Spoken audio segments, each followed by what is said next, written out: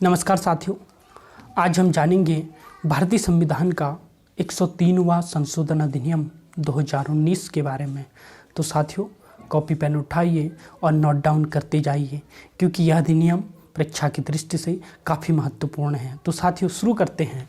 सबसे पहले जानते हैं यह कौन से नंबर का संशोधन अधिनियम था, क्योंकि इस अधिनियम का नाम संविधान 103वां संशोधन अधिनियम 2019 है। इसलिए इसका जो क्रमांक होगा, अधिनियमित होने का क्रमांक होगा, वह 103 होगा। यदि परीक्षा में पूछा जाता है यह कौन से नंबर का संशोधन अधिनियम है, तो इसका उत्तर आएगा साथियों अधिनियम 103वां। और विल यदि पूछा जाता है, विल को विधेयक भी कहा जाता है, बिल को विधेयक भी कहा जाता है साथियों। यदि विधेयक पूछा जाता है, बिल या विधेयक पूछा जाता है, तो यह 124वां नंबर का था। कौन से नंबर का? 124वें नंबर का था साथियों। 103वां अधिनियम और 100 विधेयक।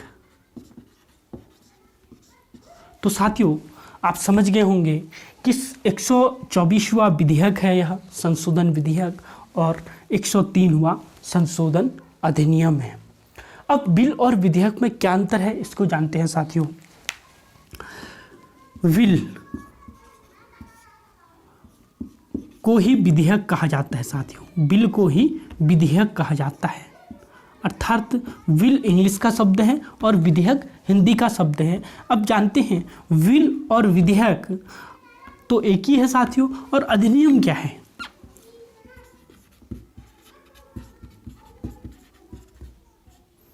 क्योंकि बेसिक चीजें जानना बहुत जरूरी है। ये विल है साथियों, ये अधिनियम। तो कोई भी जब प्रस्ताव संविधान में संशोधन के लिए रखा जाता है, वह प्रस्ताव जब राष्ट्रपति के हस्ताक्षर होने से पूर्व, या अर्थात संसद के दोनों पटलों पर, उच्च सदन और निम्न सदन पर पास हो जाता है, और उसके बाद उस बिल पर, उस विधेयक पर राष्ट्रपति के हस्ताक्षर हो जाते हैं, तो वह अधिनियम बन जाता है साथियों, वह अधिनियम बन जाता है। अर्थात राष्ट्रपति के हस्ताक्षर होने से पूर्व, राष्ट्रपति के हस्ताक्षर होने से पूर्व का प्रस्ताव जो होता है साथियों, वह बिल या विधेयक कहलाता है। और जब उस प्रस्ताव पर राष्ट्रपति के हस्ताक्षर हो जाते हैं, पूरा लिख देते हैं, राष्ट्रपति के हस्ताक्षर होने के बाद, राष्ट्रपति के हस्ताक्षर होने के बाद कोई प्रस्ताव अधिनियम बन पाता है। कोई प्रस्ताव जो होता है, चाहे वह संशोधन प्रस्ताव हो या कोई अन्य प्रस्ताव हो, तो वह राष्ट्रपति के हस्ताक्षर होने के बाद कोई प्रस्ताव अधिनियम बनता है। क्या बनता है साथियों? अधिनियम। और राष्ट्रपति के हस्ताक्षर होने से पूर्व प्रस्ताव क्या कहलाता है? विधेयक।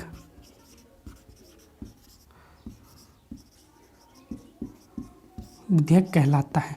तो साथियों, राष्ट्रपति, क्योंकि विधेयक कई लाए जाते हैं और वो कभी संसद के दोनों सदनों पर पास हो जाते हैं, और राष्ट्रपति का उस पर हस्ताक्षर हो जाता है, तो वह अधिनियम बन जाता है। तो साथियों, ऐसे कई विधेयक हैं जिन पर राष्ट्रपति के हस्ताक्षर नहीं हुए हैं अभी। तो इसी क्रम में जो अभी तक संविधान में संशोधन हेतु लाए गए हैं ये अधिनियम, ऐसे अधिनियमों में इसका नंबर जिस पर राष्ट्रपति के हस्ताक्षर हो गए हैं, जो लागू हो गया है, वह 103वां था। कौन सा था साथियों? 103वां। और जो संशोधन विधेयक था, यह 124वां था। 124वां था। तो इसका मतलब ये हुआ साथियों कि ऐसे संशोधन विधेयक ऐसे भी होते हैं जिन पर राष्ट्रपति हस्ताक्षर नहीं करते हैं। तो साथियों, या जो संसद के दोनों सदनों पर पास नहीं हो पाते, एक सदन से पास हो जाते हैं और एक सदन से पास नहीं हो पाते हैं, तो विधेयक रुका रहता है। इसलिए यह 124वां संशोधन विधेयक था और 103वां अधिनियम। तो साथियों, विधेयक और अधिनियम में क्या अंतर है ये हमने जाना। विधेयक राष्ट्रपति के हस्ताक्षर होने से पूर्व कोई प्रस्ताव होता है और अधिनियम राष्ट्रपति के हस्ताक्षर होने के बाद का कोई प्रस्ताव जब वह लागू हो जाता है, अर्थात जिस दिन राष्ट्रपति के हस्ताक्षर हो जाते हैं उस विधेयक पर, उस बिल पर, वह अधिनियम बन जाता है, अर्थात एक्ट बन जाता है। तो इसको बिल कहते हैं, इसको एक्ट कहते हैं साथियों इंग्लिश में।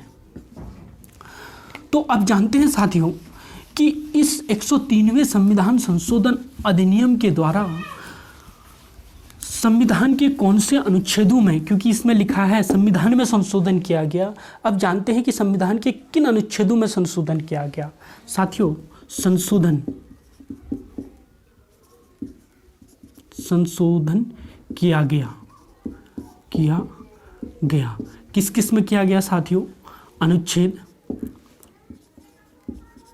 अनुच्छेद 15 और अनुच्छेद 16।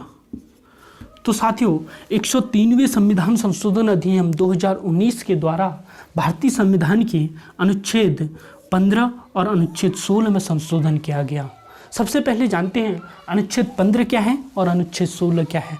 साथियों, अनुच्छेद 15 सभी नागरिकों के साथ समान व्यवहार की बात करता है, सभी नागरिकों के साथ समानता की बात करता है। अर्थात अनुच्छेद 15 क्या करता है? सभी नागरिक समान हैं, सभी नागरिक समान है किसके लिए? राज्य के लिए। राज्य के लिए सभी नागरिक समान हैं किसके लिए? राज्य के लिए। अर्थात राज्य किसी व्यक्ति के, किसी नागरिक के साथ कोई भेदभाव नहीं करेगा। धर्म, मूल वंश, जाति, लिंग या अन्य आधार पर कोई भी भेदभाव नहीं करेगा, ये अनुच्छेद 15 कहता है। अनुच्छेद 16 कहता है साथियों, अनुच्छेद 16 कहता है कि राज्य किसी सरकारी नौकरी में नियोजन हेतु कोई भेदभाव नहीं करेगा। अर्थात नियोजन हेतु राज्य कहता है कि सरकारी सेवाओं में क्या कहता है? सरकारी सेवाओं में नियोजन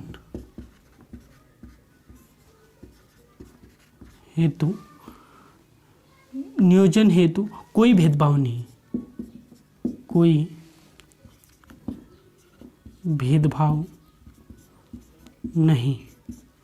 करेगा राज्य।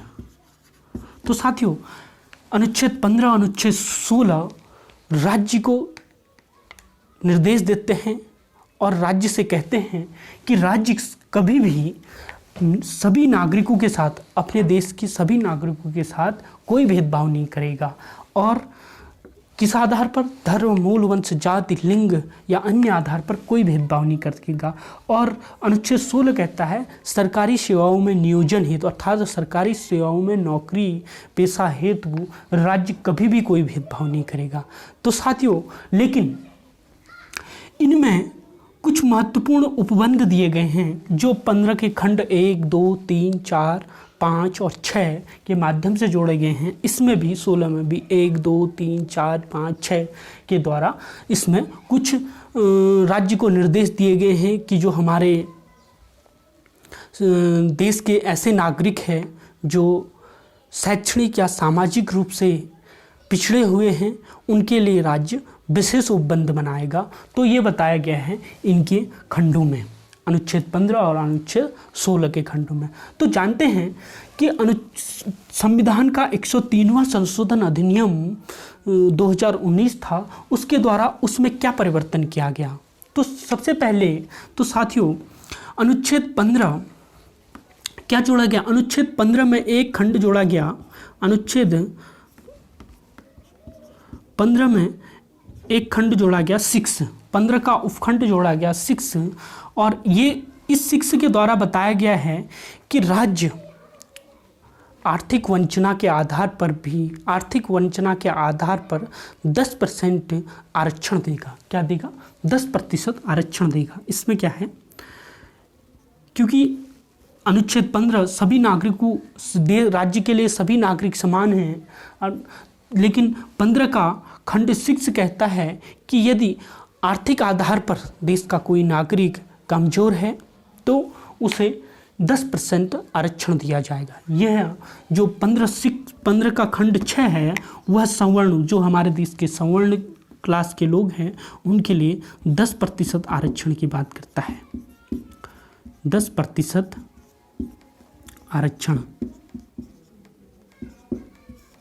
आरक्षण देता है, 10% आरक्षण देता है। अर्थात राज्य धर्म, मूल वंश, जाति, लिंग को छोड़कर इनके लिए यदि देश के गरीब सवर्णों के लिए 10% आरक्षण, अर्थात उनके लिए कोई विशेष व्यवस्था बना सकता है। अब जानते हैं 16 में कि अनुच्छेद 16 में क्या परिवर्तन किया गया। अनुच्छेद 16 का खंड 6 जोड़ा गया। अनुच्छेद 15 में भी 6 जोड़ा गया उपखंड, अनुच्छेद 16 में भी उपखंड 6 जोड़ा गया। इसमें भी कहा गया है कि राज्य सरकारी सेवाओं में नियोजन हेतु देश के जो गरीब सवर्ण क्लास के लोग हैं उनके लिए 10% आरक्षण की व्यवस्था करेगा। तो राज्य के लिए भी निर्देश हैं 10% आरक्षण, 10% आरक्षण नियोजन हेतु।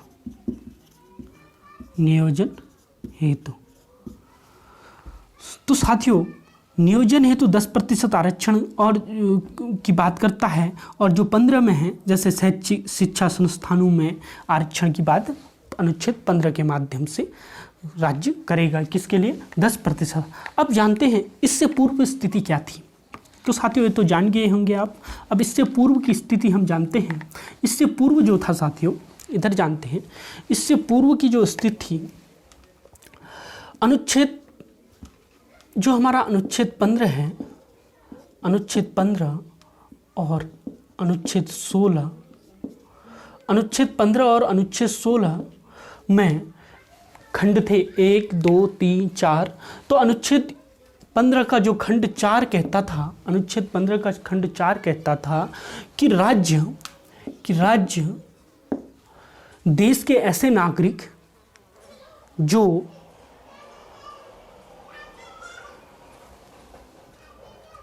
शैक्षिक या सामाजिक रूप से कमज़ोर हैं, ऐसे नागरिक जो शैक्षिक और सामाजिक रूप से कमज़ोर हैं, ऐसे नागरिक जो शैक्षिक एवं सामाजिक रूप से कमज़ोर हैं,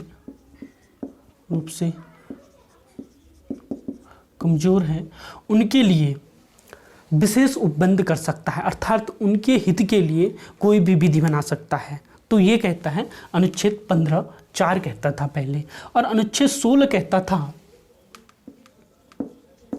अनुच्छेद 16 कहता था, 16 का खंड 4 कहता था, ये कहता था कि राज्य सरकारी सेवाओं में नियोजन हेतु, सरकारी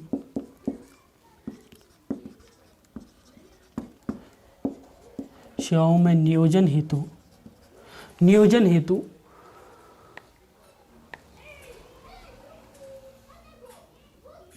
SC, ST और OBC के लिए विशेष उपबंध कर सकेगा। अर्थात अनुच्छेद 16 का 4 कहता है सरकारी सेवाओं में नियोजन हेतु राज्य के ऐसे नागरिक जो शैक्षिक और सामाजिक रूप से पिछड़े हुए, अर्थात अनुसूचित जाति, अनुसूचित जनजाति और OBC के लिए विशेष उपबंध कर सकता है। अर्थात ये दो जो उपबंध है ये आरक्षण की बात करते हैं, ये दोनों आरक्षण की बात करते हैं। अब इससे पहले जो आरक्षण था साथियों, वो था, उसका क्रम जान लेते हैं।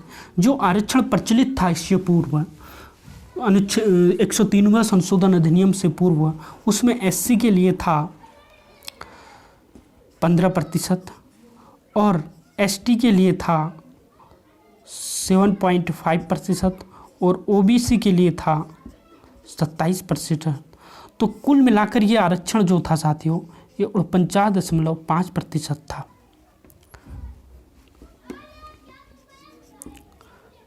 अर्थात यदि राज्य कोई सरकारी सेवा की घोषणा करता है, अर्थ कोई पद सर्जित करता है, तो उसमें 49.5%, 49.5% पद जो है वो है आरक्षित घोषित किए जाते थे। लेकिन जो इसके माध्यम से अनुच्छेद 15(6) और अनुच्छेद 15(6) और अनुच्छेद 16(6) के माध्यम से जो आर्थिक आधार पर आरक्षण है साथियों, वह इस आरक्षण से अलग है। इस आरक्षण के अतिरिक्त दिया जाएगा। इस आरक्षण के अतिरिक्त 10% दिया जाएगा। कितना दिया जाएगा? 10% दिया जाएगा। अब आरक्षण कितना हो गया साथियों कुल? तो 49 ये हो गया, 49.5 + 10 अर्थात ये हो जाएगा अब हमारा 59.5% आरक्षण। टोटल जो आरक्षण हो जाएगा, अब हमारी आरक्षित सीटें जो हो जाएंगी 59.5% हो जाएगा। तो साथियों ये था। अब ये आरक्षण किन लोगों को दिया जाएगा, देश के किन लोगों को दिया जाएगा, या कौन से ऐसे वर्ग होंगे जो इसका लाभ उठा पाएंगे, उसको जानते हैं साथियों।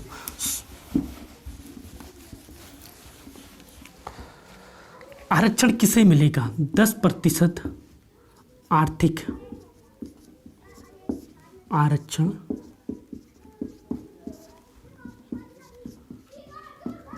किसे मिलेगा?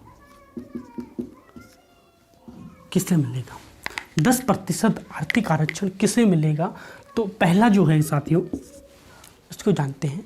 ऐसे लोग, ऐसे परिवार जिनकी आय 8 लाख सालाना से कम है। ऐसे परिवार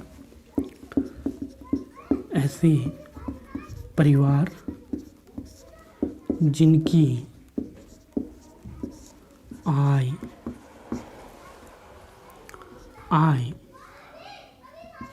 8 लाख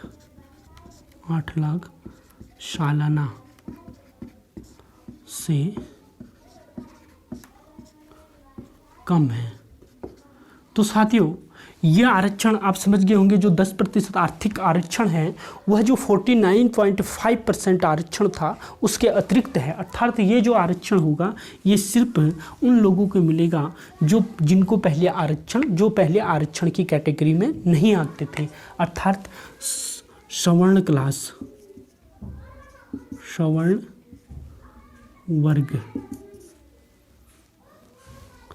वर्ग के लोगों को 10% आरक्षण की बात करता है। ऐसे परिवार जिनकी आय 8 लाख सालाना से कम है। और दूसरी इसमें बताता है कि ऐसे लोग जिनकी कृषि योग्य भूमि 5 एकड़ से कम है। कृषि योग्य भूमि, ऐसे परिवार जिनकी कृषि योग्य भूमि 5 एकड़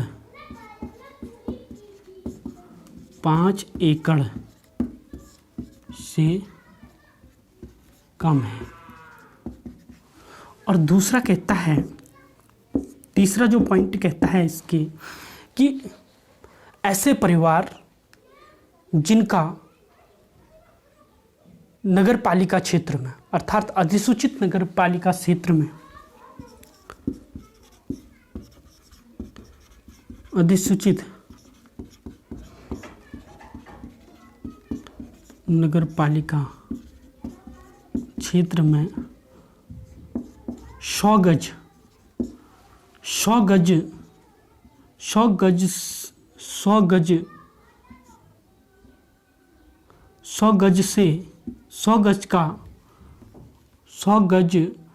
का आवासीय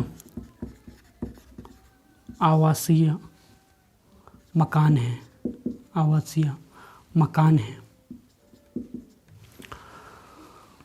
और इसका जो अगला पॉइंट है, गैर अधिसूचित नगर पालिका क्षेत्र में 200 गज का आवासीय मकान है।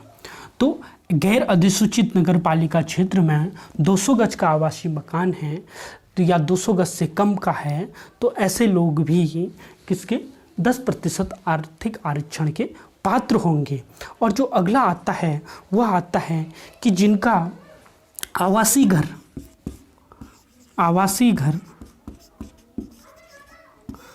आवासीय जो घर है वह 1000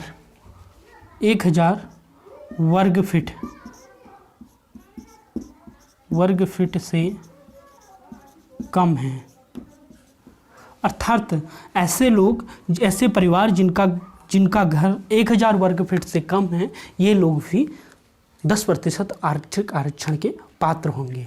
तो साथियों, हमने जाना कि आर्थिक आरक्षण किन लोगों को प्राप्त होगा। तो आर्थिक आरक्षण ऐसे परिवार जिनकी सालाना आय 8 लाख सालाना से कम है, और ऐसे परिवार जिनकी कृषि योग्य भूमि 5 एकड़ से कम है, और ऐसे परिवार जिनका नगरपालिका अधिसूचित नगरपालिका क्षेत्र में 100 गज का आवासीय मकान है, 100 गज का आवासीय मकान है या उससे कम का है, 100 गज या उससे कम का है, वो भी 10% आरक्षण के पात्र होंगे। या गैर अधिसूचित क्षेत्र में 200 गज, यदि नगरपालिका क्षेत्र है तो 100 गज, अगर गैर नगरपालिका क्षेत्र है तो या गैर अधिसूचित नगरपालिका क्षेत्र है तो उसमें 200 गज का अगर उनका आवासीय परिसर है तो वो 10% आरक्षण के पात्र होंगे। या ऐसे परिवार जिनका आवासीय घर 100 वर्ग फीट ऐसे परिवार जिनका आवासीय घर 1000 वर्ग फीट से कम का है, 1000 वर्ग फीट से कम का है, ऐसे लोग भी 10% आरक्षण के पात्र होंगे। तो साथियों, आज हमने जाना कि भारतीय संविधान में 103वां जो संशोधन अधिनियम था, उसके माध्यम से 10% आर्थिक आरक्षण प्रदान किया गया, 10% आर्थिक आरक्षण प्रदान किया गया। और यह 10% आर्थिक आरक्षण जो था वह पूर्व में चला आ रहा जो 49.5% आरक्षण के अतिरिक्त है, जो पहले से आरक्षण था 49.5% उसके अतिरिक्त है। तो साथियों, थैंक यू। वीडियो को शेयर कीजिए और लाइक कीजिए तथा अधिक से अधिक सब्सक्राइब कीजिए। Thank you.